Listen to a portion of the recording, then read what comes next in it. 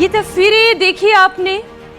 धरती जब कराहती है तो उसका दर्द सिर्फ जंगल, नदियों और पहाड़ों तक ही नहीं रहता, उसकी चोट इंसान के दिल, दिमाग और पूरी सेहत पर लगती है।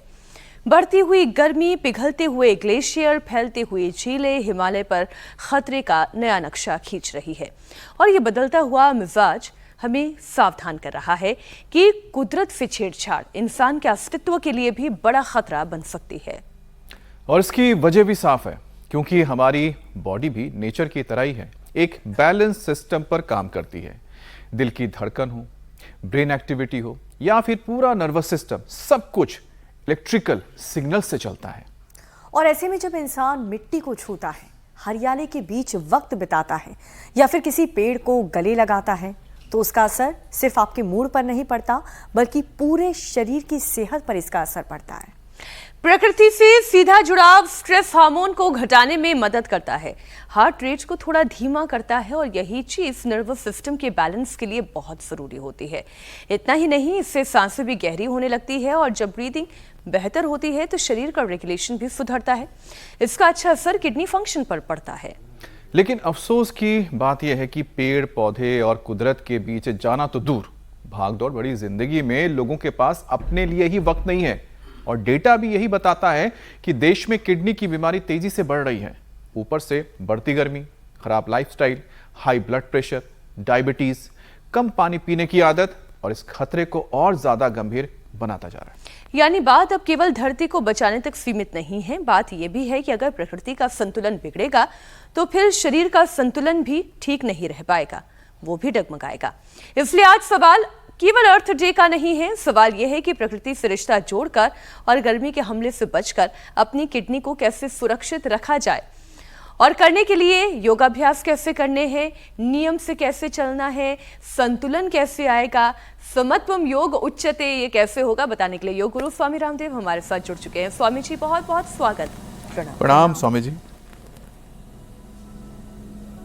बहुत बहुत प्रणाम। और आज हम अकेले ही नहीं जुड़े हैं, हमारे साथ परम श्रद्धेय पूज्य प्रातः स्मरणीय हमारे संत परंपरा, गुरु ऋषि परंपरा के गौरव मलुक पीठाधीश्वर, रेवासा पीठाधीश्वर के जो रूप में जिनको हम सदा देखते हैं, ऐसे पूज्य राजेंद्र दास जी महाराज जी भी हमारे साथ में हैं, जो गौ माता की सेवा में, भारत माता की सनातन धर्म की सेवा में अहरनिश लगे रहते हैं। और हमारे नंदी भगवान की सेवा में भी हमारे पूज्य अनुराग दास जी, विरक्त देव जी महाराज जी इधर गौ माता की सेवा करते हुए आज का कार्यक्रम प्रारंभ कर रहे हैं। और ये पूज्य महाराज जी ने हमारे को ये जो गौ माता की महिमा है, कैंसर से लेकर के ये जो खतरनाक रोग आज हो रहे हैं, उनसे बचना है तो गो आधारित कृषि व्यवस्था, गो आधारित आरोग्य व्यवस्था, गो आधारित हमारी चिकित्सा व्यवस्था, गो आधारित हमारी राज व्यवस्था, परिवार व्यवस्था, जीवन व्यवस्था, जो सूर्य नमस्कार कर सके, हम कहते हैं 10-20 बार सूर्य नमस्कार करो, 10-20 बार दंड बैठक लगाओ। और पूज्य महाराज जी तो अभी एक गो सम्मान आह्वान अभियान, गो सम्मान आह्वान अभियान, उसको भी पूज्य महाराज जी की सन्निधि में आगे बढ़ाया जा रहा है, जिससे कि भारत माता, गौ माता की हत्या के कलंक से मुक्त हो, उसके लिए एक बहुत बड़ा प्रयास, पुरुषार्थ चल रहा है। और हम तो अभी एक चरण देखो रोज करते ही है। यहाँ गोविंद जी ने महाराज जी ब्लड कैंसर पूरा ठीक कर लिया है। ये दो बालक बैठे ना महाराज जी, हाँ, एक बार जोरदार अभिनंदन गोविंद का है। खड़े हो जाओ गोविंद। इन्होंने ब्लड कैंसर तक ठीक कर लिया। किससे? गोधन अर्क पिया, प्राणायाम किया, सिस्टोग्रिट लिया, लो HLB 27 गीतेश ने ठीक कर लिया। बैठो गोविंद जी, नाम भी गोविंद। आजा भाई संजय चतुर्वेदी, तो भी ये भी लंबे लंबे श्वासों के साथ 100 बार ऐसे रोज का भुजंग आसन और गोधन अर्क के साथ। हम महाराज जी रोज सुबह गोधन अर्क पीते हैं, हनी मिला करके ना, उससे पेट ऐसा साफ हो जाता है, 1 ग्राम भी वजन नहीं बढ़ता था हमारे। उससे पूरा सुबह सुबह पूरी छटाई, जो भी toxins, oxidants, negative energy, inflammation, जो भी त्रिदोष आदि बढ़े हुए थे, सब पूरी तरह से निकल जाते हैं। तो महाराज जी आप भी आज जो है थोड़ा साधकों को, योगियों को आशीर्वाद दो। 6 साल हो गए महाराज जी इंडिया टीवी पर ये निरंतर, कोरोना के समय से शुरू हुआ था।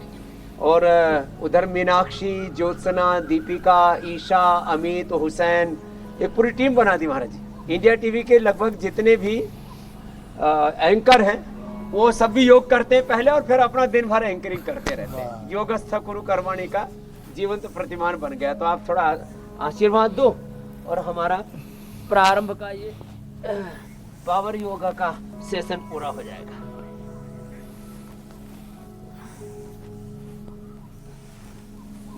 हमारी वैदिक सनातन परंपरा में योग का प्रमुख स्थान है और वस्तुतः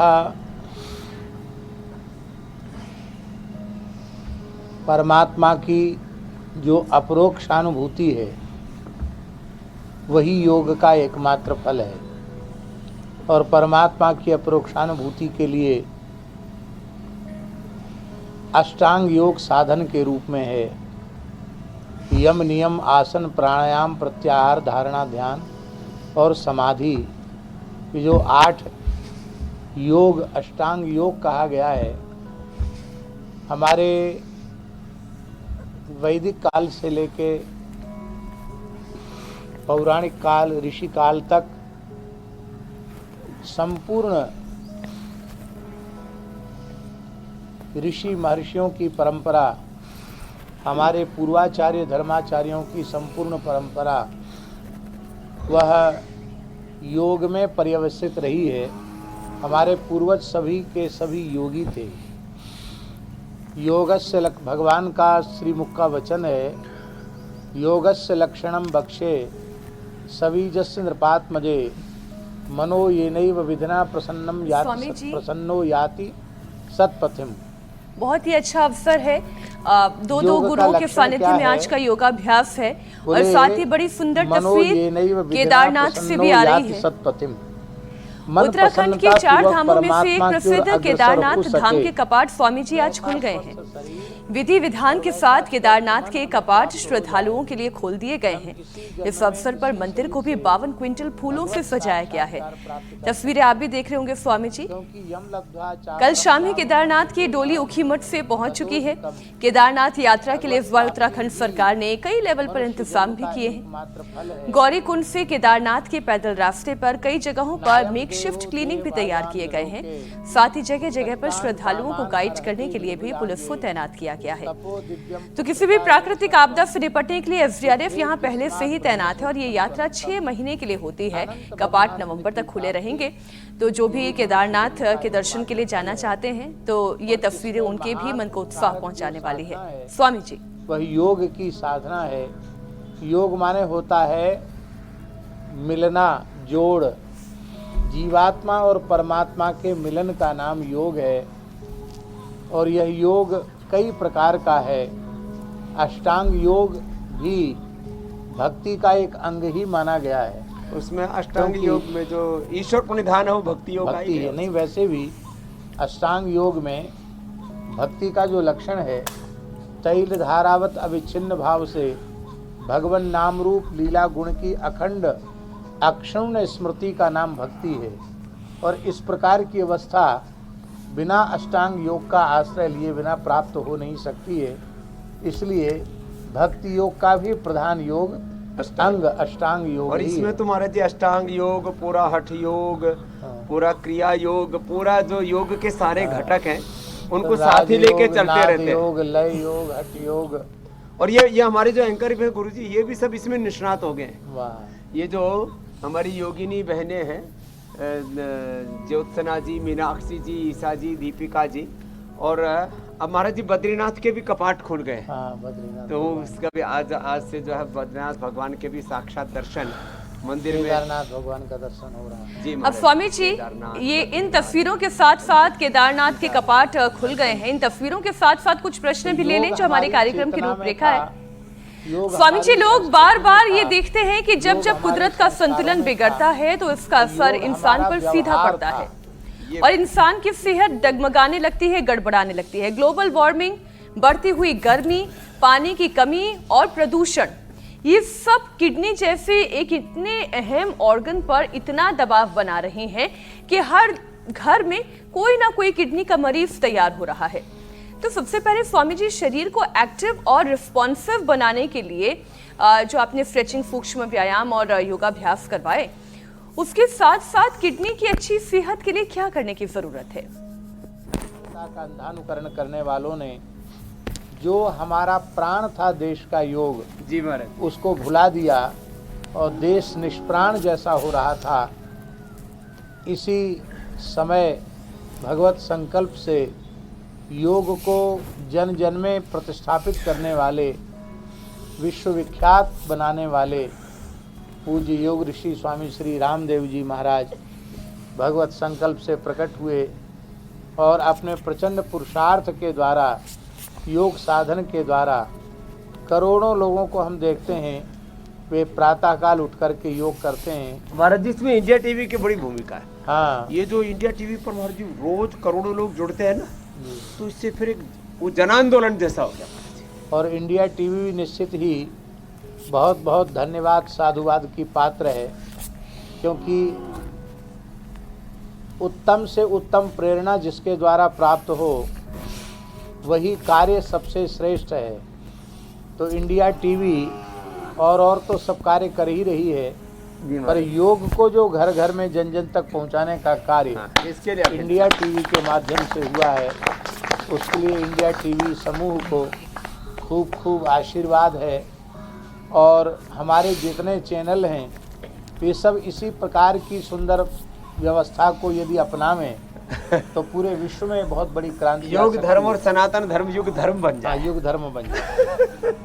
जी महाराज, और महाराज जी भी हमारे खुद योग करते हैं, ये खास बात है। अब हम महाराज जी को मयूरासन तो नहीं कराएंगे हम।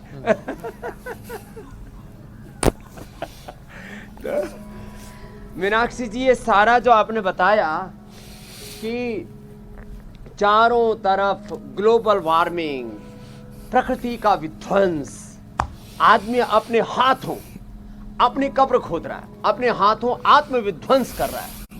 ये जो चारों ओर बीमारियां, बुराइयां, नशा, हिंसा, अश्लीलता, वासना, चरित्रहीनता, जो भी हम कुछ भी बोले, जो भी अंधेरा है, उसका कारण हम योग से, प्रकृति से, संस्कृति से, सनातन के शाश्वत सत्यों से विमुख हो गए। पूज्यपाद गोस्वामी तुलसीदास जी ने कहा, विमुख राम सुख पावन कोई। तो ये राम से विमुखता, योग से, वेद से, गोमाता से, सनातन के शाश्वत सत्यों से जो विमुखता हुई, उस विमुखता और मूर्खता के कारण से हम रोगों के जंजाल में फंस गए। अब धीरे धीरे उससे निकल रहे हैं। पूज्य महापुरुष हमारे निकाल रहे हैं। जैसे पूज्य महाराज ने कहा, इस योग की सनातन शाश्वत परंपरा जिसमें आदि योगी भगवान शिव हैं, भगवान योगेश्वर, भगवान कृष्ण योगी हैं, भगवान राम, उनका तो प्रत्येक कार्य ही योग के लिए और योगक्षेम के लिए, पूरी उनकी लीलाएं उसी पर आधारित है। स्वामी जी, किडनी का जो ये रिश्ता है वो हमारे पूरे शरीर से जुड़ता है, एकदम स्थित प्रज्ञ जैसी स्थिति में होता है। स्वामी जी, खून को फिल्टर करना, पानी का बैलेंस, मिनरल्स का बैलेंस, ब्लड प्रेशर और फिर टॉक्सिन्स को बाहर निकालना, ये सब कुछ एक किडनी कर रही है। ये जो एक जोड़ी किडनी है, और देखिए भी ना क्या खूबी है इस किडनी की, अगर एक काम करनी बंद कर दे तो दूसरी किडनी पर भी पूरे शरीर का भार ढोया जा सकता है। लेकिन इतना कुछ हमें कुदरत ने दिया है, प्रकृति ने दिया है, इस किडनी को भी सहेज कर हम रख नहीं पाते।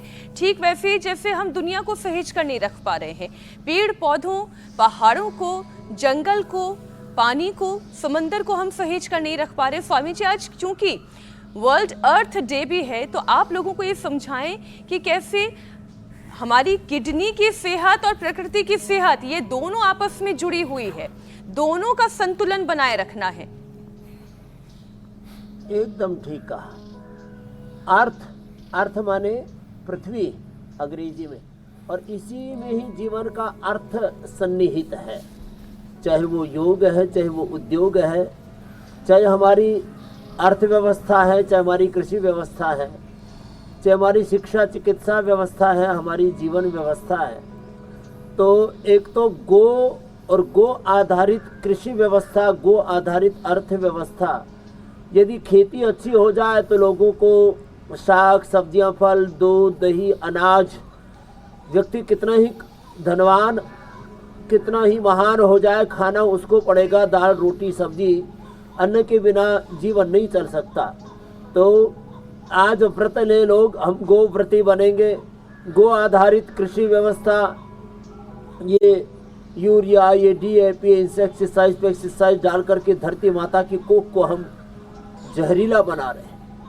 1 ग्राम मिट्टी में 3 करोड़ से ज़्यादा तो वो सूक्ष्म बैक्टीरिया होते हैं, हेल्दी बैक्टीरिया, ऐसे जो है मित्र हमारे जीवाणु जो कृषि को उपजाऊ बना के रखते हैं, उर्वरा बना के रखते हैं। आज उसकी जो फर्टिलिटी है वो कम हो गई है, उर्वरकता कम हो गई है, धरती माता भी बांझ हो रही है, माँ बहन बेटियों की कोख भी बांझ हो रही है।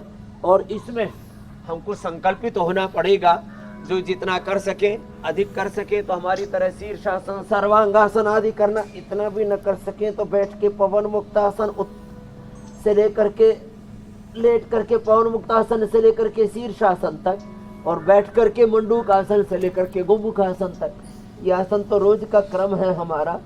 तो हम अपनी खेती को संभालें, हमारा ध्यान अपने खेत जो करोड़ों वर्षों से 1,92,08,53,127 वर्षों से अपने पुरखों ने जिन खेत खलियानों को, जिस माता भूमि ही पुत्र हम पृथिव्याः जननी जन्म भूमि स स्वर्गादपि गरीयसी, और जिस हिरण्यगर्भः समवर्तताग्रे हिरण्यगर्भः, इस धरती को संभाल के रखा, उस धरती माता को हम उस जहरीले खादों से दूषित ना करें।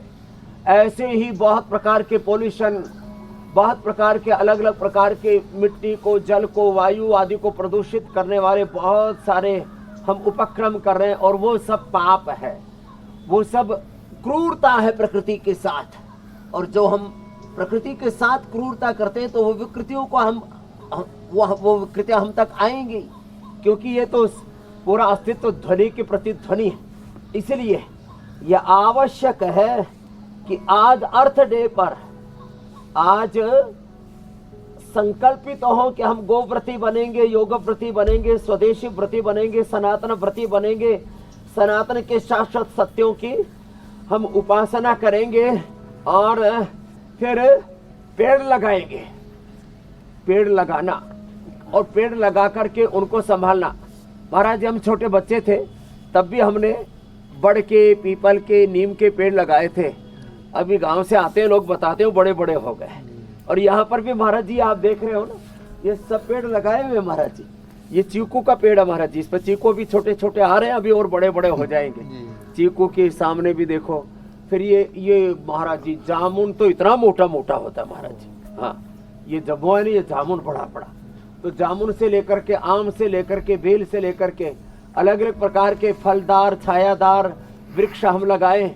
एक यज्ञ करने का महाराज जी क्या फल का है, वो कहते हैं कि आप एक पेड़ लगाते तो हजारों हवन यज्ञ करने जितना पुण्य मिलता है। ऐसा हमारे पुराणों आदि में भी वर्णन है। तो हम धरती माता के ऊपर ये पेड़ लगाए, और जितना हो सके। स्कंद पुराण में लिखा है जी महाराज, 10 पुत्र समा कन्या। हाँ, 10 कन्या समो तरुः। हाँ, 10 पुत्र के समान एक कन्या होती है, और 10 कन्या के समान एक वृक्ष होता है। तो ये वृक्ष की कितनी बड़ी महिमा है, बहुत बड़ी महिमा है। तो वृक्ष हम बाकी सब काम तो करें, हम जो है वृक्षारोपण भी करें, प्रकृति पर्यावरण को कम से कम और अपरिग्रह का पालन करें महाराज जी। क्या इसके बिना मेरा गुजारा हो सकता है? जितने हम अपनी न्यूनतम आवश्यकताओं को अपने आप को ले आएंगे, अपने आप भी स्वस्थ रहेंगे, और प्रकृति का शोषण और विध्वंस नहीं होगा, दोहन नहीं होगा। प्रकृति को माँ का दूध पीने का तो अधिकार है, लेकिन माँ का खून पीने लग जाए ना, फिर वो क्रूरता है, वो अत्याचार है, वो पाप है। पृथ्वी का भी एक नाम गौ ही है। हाँ, इसलिए गाय और पृथ्वी में भेद नहीं है। ये बात यह पृथ्वी का दरअसल जो मूल बात मैं समझ पा रही हूँ स्वामी जी, वो मूल बात ये है कि अगर प्रकृति को बचाएंगे तो हम खुद को बचा पाएंगे। वरना प्रकृति नहीं बची तो हम भी नहीं बचेंगे। ठीक वैसे ही कि किडनी को बचाएंगे तो हमारे शरीर का भी बैलेंस बना रहेगा, लेकिन अगर किडनी गई तो शरीर का बैलेंस भी गया, क्योंकि किडनी खराब होने का मतलब ये है कि डायबिटीज हो जाना, हाई बीपी की परेशानी होना, मोटापे का शरीर में बढ़ जाना, फिर ज्यादा नमक खाने की जो लोगों को आदत है स्वामी जी। इसलिए गौ की रक्षा संपूर्ण प्रकृति पर्यावरण की रक्षा है। गौ रक्षा पर भी और एक बड़ी विशेष बात है राजेंद्र दास जी महाराज बता रहे हैं, और जो अब धीरे भगवान ने धीरे गीता लोगों जी के में अंदर अष्टधा प्रकृति बताई है, भूमि रापो नलो वायु खम्मनो बुद्धिरेव च अहंकार इति यम में भिन्ना प्रकृति अष्टधा। इस अष्टधा प्रकृति में जो स्थूल प्रकृति है जी महाराज, उसका शोधन तो गाय करती ही है, सूक्ष्म प्रकृति जो मन बुद्धि अहंकार है उसका भी शोधन गाय करती है। क्या तो मन एक बुद्धि गौ माता अहंकार की कितनी बड़ी भूमिका है हमारे जीवन में, ये महाराज जी बता रहे हैं। स्वामी जी, मैं एक बार फिर से किडनी पर विषय को लेकर आती हूँ, क्योंकि हमारे जो दर्शक हैं वो किडनी का इलाज आपसे चाहते हैं। तो ये जो हमारी खराब लाइफस्टाइल है, कम पानी पीना है, किडनी पर दबाव बढ़ता है, डायबिटीज की परेशानी होती है, हाई बीपी की प्रॉब्लम, ऊपर से जिसके शरीर पर चर्बी ज्यादा है तो वो चर्बी तो कम करानी है स्वामी जी, लेकिन ये जो ज्यादा नमक और प्रोसेस्ड फूड खाने की आदत है ये भी किडनी पर कितना बड़ा प्रेशर क्रिएट कर रही है, उसे कैसे कमजोर कर रही है स्वामी जी? इन तमाम पहलुओं पर थोड़ी सी रोशनी डालें। इस किडनी को अच्छा रखने के लिए कपालभाति जो हमारे पूज्य महाराज श्री भी कर रहे हैं, हम भी कर रहे हैं, और साथ में अनुलोम विलोम, ये दो तो प्राणायाम अवश्य करने, मंडूकासन पवन मुक्तासन, ये दो आसन और दो प्राणायाम। फिर कम से कम गोखरू और जौ इनका काढ़ा पी लें सप्ताह में एक बार भी। कुलथ थोड़ा हार्ड होता है, पहले 24 घंटे पहले इसको भिगो दें तो ये नरम हो जाता है, लेकिन इससे किडनी में कोई कूड़ा कचरा नहीं रह सकता, पूरे अंदर की सफाई धुलाई हो जाती, झाड़ू सी मार देती महाराज जी। और यदि तीनों का काढ़ा साथ में पी लिया जाए, किडनी में स्टोन नहीं होगा, कभी क्रिएटिनिन लेवल नहीं बढ़ेगा, कभी प्रोटीन लीकेज नहीं होगा। तो जो और हमारे पूज्य संतों ने, तो आपने भी पूज्य महाराज जी बहुत वर्षों तक किया है, गाय को जो खिलाया और उससे फिर जो आया उसको फिर धो करके सुखा करके और उसको खाया। तो ये जो ये गोखरू और ये कुलथ, इसका काढ़ा पिए। फिर रिनोग्रिड देते हम सुबह शाम, शीशम और नीम के पत्तों के रस के साथ। ये पॉइंट है महाराज जी, यहाँ से और यहाँ से, ये बड़ा जबरदस्त है इससे। और महाराज जी किडनी ठीक रहे तो बॉडी में वाटर रिटेंशन नहीं होगा, कोई इन्फ्लेमेशन नहीं होगा, पूरे शरीर का शुद्धिकरण। एक्सेस शरीर के अंदर शुगर है, एक्सेस सोल्ट है, जो भी शरीर के अंदर अनवांटेड चीज, अवांछित तत्व, विजातीय तत्व संग्रहित हो जाते हैं, सारे दोषों को बाहर निकालने का काम करती है किडनी। तो यहाँ से 2 पॉइंट दबाएं, जो गोखरू कुलथ का काढ़ा पिए, रिनोग्रिड ले खाली पेट, और इस खाने के बाद चंद्रप्रभाव गोक्षरादि वटी ले ले। और जौ का महाराज जी धानी बनाते हैं राजस्थान में और दक्षिण हरियाणा में, जौ की धानी खाएं। जौ का दलिया और जौ का आटा भी हमने महाराज जी, वैसे घाटे का काम है ये, क्योंकि जौ जो है ना इसमें भूस बहुत होता है, तो इसका आटा और इसका दलिया बनाना ये बड़ा चैलेंजिंग जॉब होता है। करोड़ों रुपए का तो इसके लिए हमने मशीन लगाया कि पहले उस पानी में भिगो के रखते हैं जौ को, फिर उसका ऊपर का छिलका उतारते हैं, फिर इसका दलिया बनता है, इसी में से थोड़ा सा आटा निकल जाता है, वही हमने उपलब्ध करा दिया। ये खाली परोपकार की भावना से उपलब्ध कराते हैं कि जौ का आटा, जौ का दलिया। किडनी के रोगियों को यही खाना चाहिए। हम तो दोपहर को मूली की सब्जी, शाम को लौकी की सब्जी, और यही पॉइंट दबाते हैं, कपालभाति, अनुलोम विलोम कराते हैं, creatinine level normal, protein leakage बंद, सुबह मूली शाम लौकी, नहीं, और आप 12 महीने ये काम कर सकते हैं। सुबह की मूली शाम की लौकी, आप तो सन्यासी व्यक्ति 12 महीने एक जैसा भोजन कर सकता है। लेकिन स्वामी जी आम व्यक्ति क्या करे, जिसे स्ट्रीट फूड भी दिखाई दे रहा है, जिसे रेस्टोरेंट का खाना भी दिखाई दे रहा है, जिसे तली हुई पूड़ियाँ छोले भटूरे भी दिखाई दे रहे हैं स्वामी जी, जिन्हें चाउमीन मोमोज पिज्जा बर्गर भी दिखाई दे रहा है, तला भुना खा रहे, खुद पानी पूरी की भी आवाज आ गई। इसलिए जंक फूड से, फास्ट फूड से तो तौबा करनी ही पड़ेगी। ये सब नहीं चलेगा। ज्यादा नमक, ज्यादा तली हुई चीजें, ज्यादा चीनी, ज्यादा जंक फूड, और ये जो उलट पुलट हो रखा है ना बहुत ज्यादा, और कुछ तो इससे भी आगे निकल जाते हैं।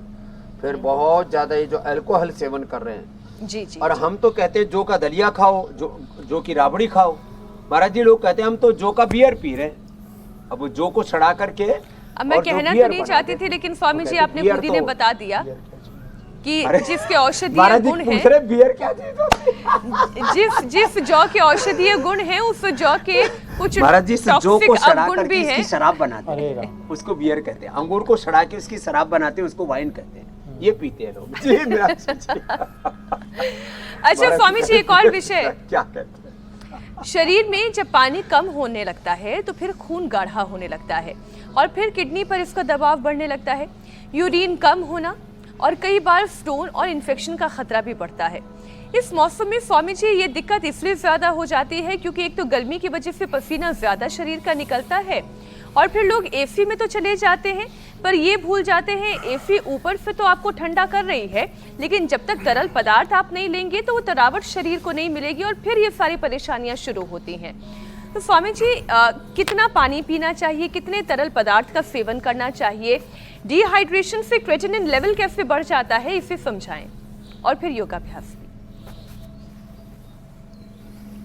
तो एक तो देखो, हम तो मयूरासन मयूरी आसन करते हैं, इसलिए हमारी किडनी, हमारा प्रोस्टेट, आजकल प्रोस्टेट भी लोगों का बढ़ रहा है, हमारा तो 18 है, बच्चों जैसा है। हमारी किडनी 100% एकदम एक्टिव है, लेकिन ये जो कम पानी पीते हैं और जो बहुत ज़्यादा तीखा, बहुत ज़्यादा मसालेदार और ये जितने भी जंक फूड हैं और सिंथेटिक दवा, सिंथेटिक न्यूट्रास्यूटिकल्स, जितना भी ये उलट पुलट कर रहे हैं, आवश्यक पदार्थ खा रहे हैं, उनकी किडनी पर ज़्यादा खतरा है। तो इसके लिए एक तो हम लिथोम देते हैं, एक पत्थर चटा देते हैं, पथरी कभी बनेगी नहीं।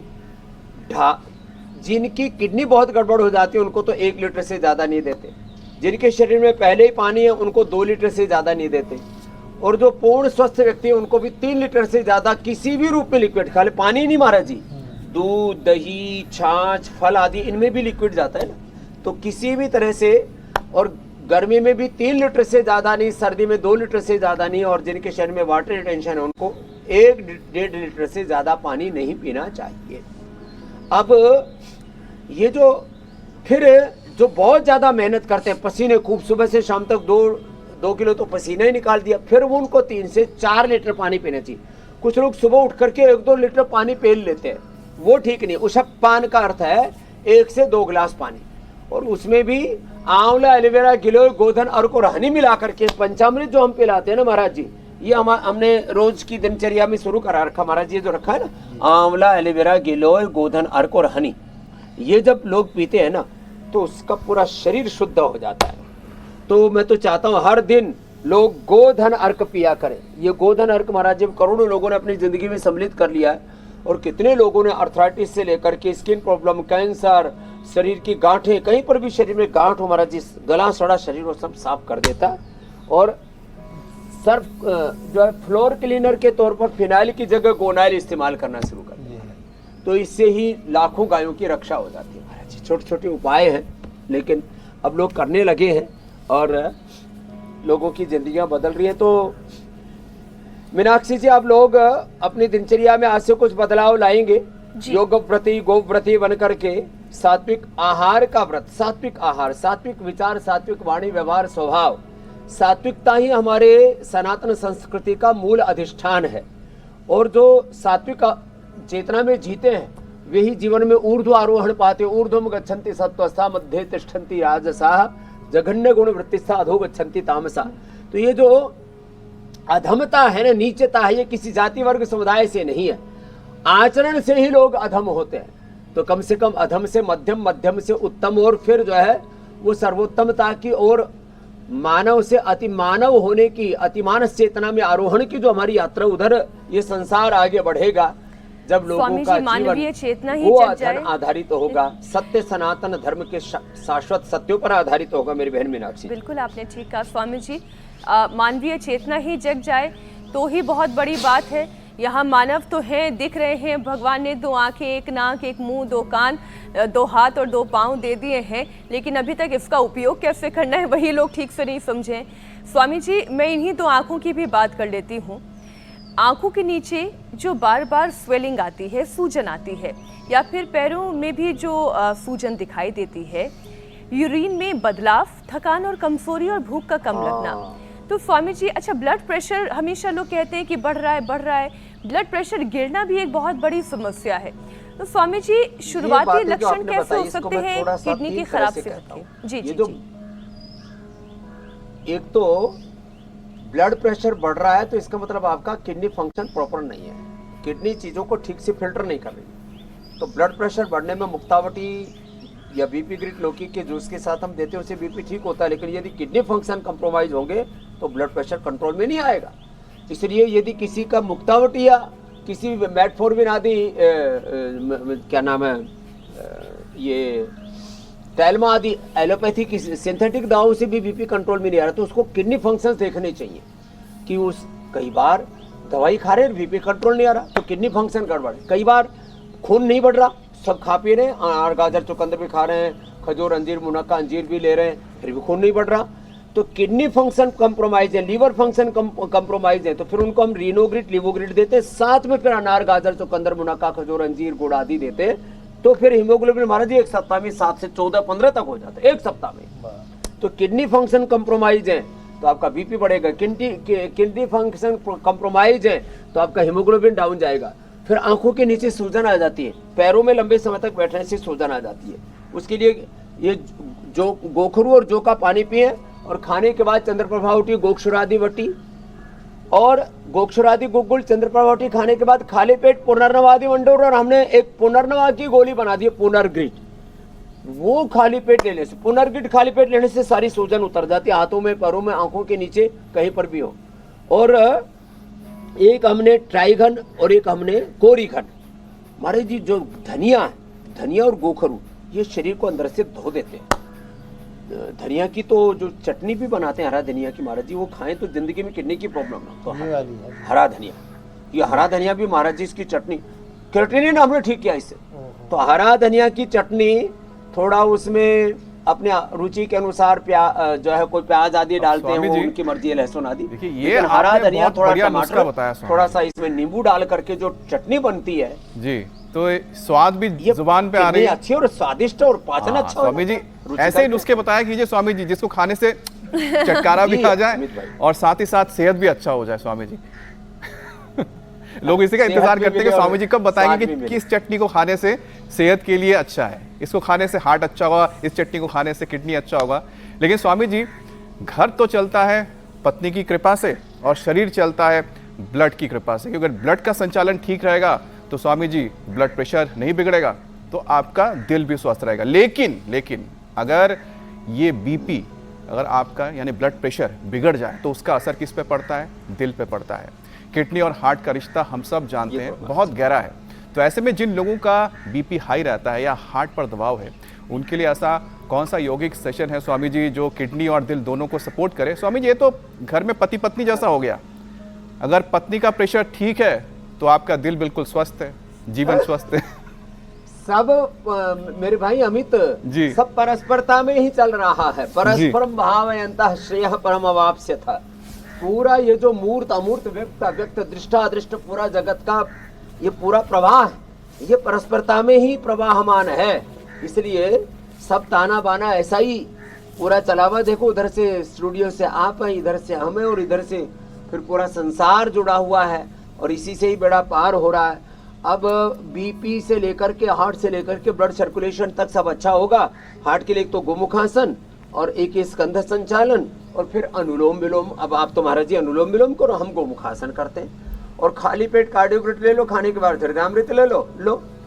ना तो पेसमेकर लगाना पड़ेगा, ना बाईपास, ना एंजियोप्लास्टी, ना हार्ट में इलाज होगा, ना हार्ट में कैल्सिफिकेशन होगा, ना ब्रेन में कैल्सिफिकेशन होगा, ना किडनी में कैल्सिफिकेशन होगा। ये ब्रेन में और हार्ट में कैल्सिफिकेशन हो जाता बड़ा खतरनाक होता है। किडनी में कैल्सिफिकेशन से फिर स्टोन आदि बनने लगती है।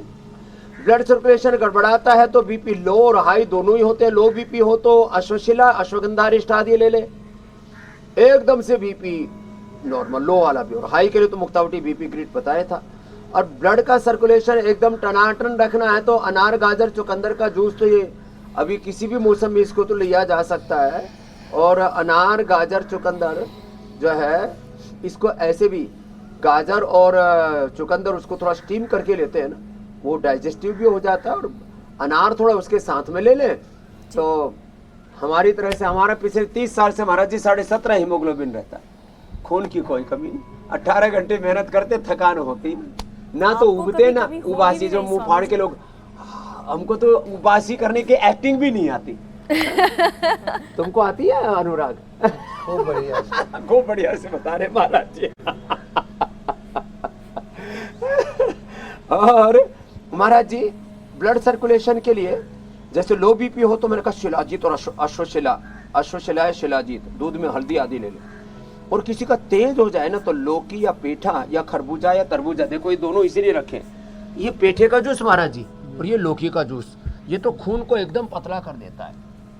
और जो खीरा है ये भी महाराज जी हीरा जैसा है, और ये तरबूजा और ये खरबूजा ये तो पानी वाले फल है। और ये महाराज जी बेल ना, ये आजकल मैंने इसका ये जो है इसका सेवन करें ना महाराज जी, ये तो पेट के लिए अमृत है, इसको ऐसे ही खा लेते हैं ना महाराज जी। आप पाओ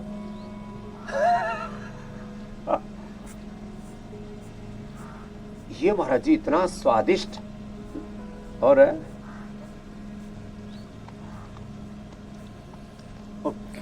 इससे कभी भी गर्मी स्वामी नहीं जी, लगेगी, ऐसा लग लू रहा है नहीं आपने लगेगी। आम के साथ साथ इस बेल को भी राष्ट्रीय फल सुन बनाने ले। की का बीड़ा आपने उठा लिया है। हर रोज आप एक एक बेल फोड़ रहे हैं।